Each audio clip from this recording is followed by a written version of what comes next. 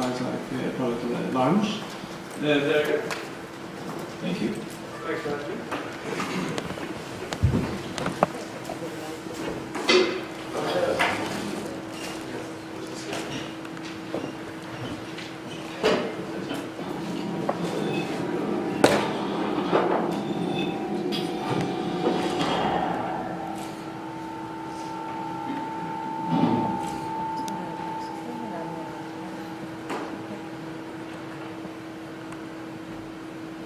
Okay, that was our promo or teaser video from SHOT Show, and I wanted to show that to you, not really because it's relevant, but because I like to pour out my work.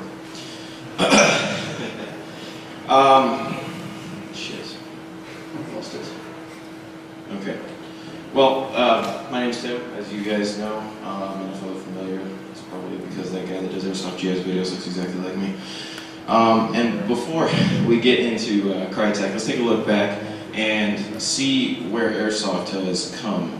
Because it's changed a lot, even since I started playing. I was first introduced to the game by my cousin, and we just played with a very close group of our friends. And even when I graduated from backyard Airsoft, I started playing more seriously. It was still a very underground thing. You know, I had my Airsoft friends and my normal friends, and they didn't really mix because I didn't want to look weird. But recently, you know, Airsoft has become a lot more acceptable. It's a little cooler than cosplay, and it's, you know, it's expanded quite a bit. You know, not just as an industry, but also as a community. And a part of that is due to the large influx of very affordable guns. I think in the late 90s, when I first started playing, you know, your TM-M4 was like $300 or so, and by the time you bought your magazine, your BBs, your face mask and stuff like that, it would spend about 500 US bucks just to get into the game. But nowadays, you can do that for a little under 150 US dollars, depending on if you're a smart shopper or if you take advantage of all those damn coupon codes. The abundance of clone guns became a lot more reliable. They were always out there, you know, you saw them at swap meets and stuff like that, but you couldn't play with them. But when you started to be able to get a gun that could compete, so to speak, for about 100 bucks or so, that really allowed a lot of players into the game. And that's kind of, obviously related to that, we have a lot of stuff on the market currently that is exactly the same, just branded differently. We all know that's true. And that is where KRYTAC comes in, and that is where we are hoping to make a difference. Obviously, we are a firearms company. Everything is produced underneath the KRISS group. We're not OEMing our products from an already existing factory. Our guns are going to be equipped with Defiance accessories. Defiance is the KRISS group's brand for firearms accessories. We make a lot of cool stuff if you're interested. We're obviously coming out with the Trident M4. It's based off of the AR platform. It's very familiar, but it has a couple of KRYTAC enhancements to it. We haven't developed anything brand new for that gun, but what we did is we really consolidated a lot of the features that are on a lot of other products on the market. And also, most of the KRYTAC products that we announced this year at IWA are going to be available later on as 22 LR firearms. And so KRYTAC is effectively a firearms brand. A couple of the goals for our products was obviously to make it competitive right out of the box, but naturally, teching your gun, upgrading it, making it your own is it's not really a niche, it's a part of the culture, it's part of the Airsoft culture. So we wanted to make the guns as close to TM spec as possible so that they would be backwards compatible with existing upgrade parts, and so none of that proprietary nonsense. We have a couple of tech-friendly features in the guns that I'll go over when we go over the product. And obviously, these are firearms, or they're going to be firearms, and they're already made with firearms-grade materials. So, this is my personal favorite of the two. If you guys haven't stopped by the booth yet, this is our Trident PDW. The stock, my favorite feature. Very cool stock. We took something and we elongated the buffer tube so that we could have a lot more battery space in this particular gun. We have a free float key mod handguard that's about 5 inches long, and the barrel is only 5.5 inches. This thing will be for sale for $315 when it hits the market in the United States in May.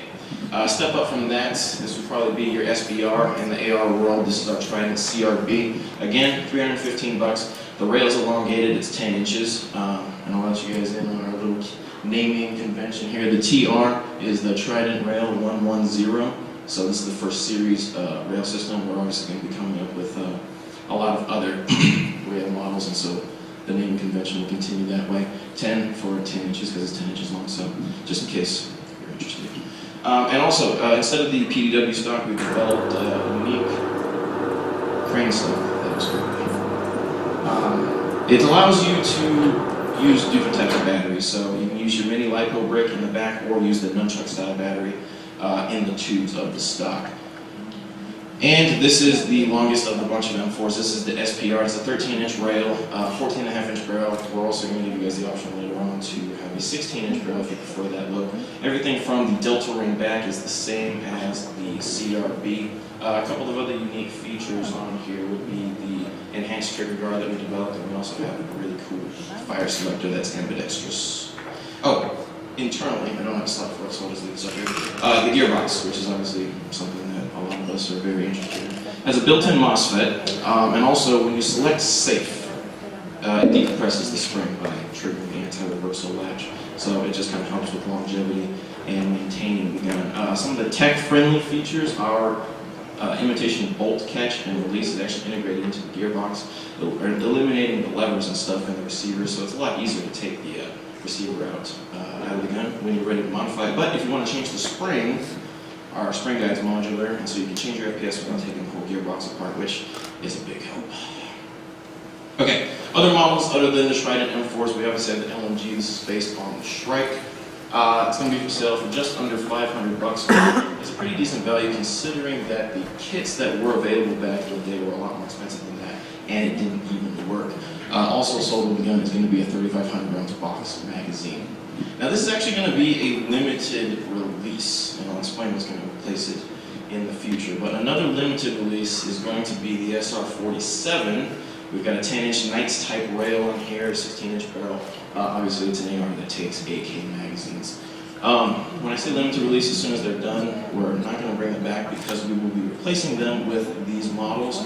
The enhanced version will have our KRYTAC stock versus your standard crane stock, and our Defiance rail system.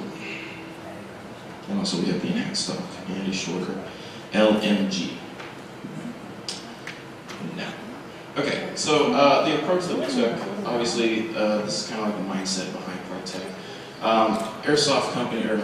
Firearms companies that are kind of not really comfortable with airsoft. You guys might, like everybody knows about all the lawsuits that happened in the past and recently. Since then, a lot of other firearms manufacturers have been delving into airsoft, but I don't think anybody's doing exactly what we're doing. And so there is a natural progression. I know I experienced this, some of you probably have too, and a lot of my friends have, where they've gone from airsoft into real firearms, and so that's why we really feel like KRYTAC is going to help, grow the community, not just of airsofters, but of future shooters. Innovation, quality, and performance are the three deliverable things that is always in our minds, and that's what you can expect to see out of KRYTAC. Not just innovation from the products, but again from the approach to the brand itself. Quality, obviously something that we're going to strive for, even if we wanted to make it cheaper, the Swiss wouldn't let us. And performance is obviously something that we're going to try to hit right out of the box. Questions? Anybody? Okay, that means the presentation did its job. One more thing, anyone questions? No questions? Okay.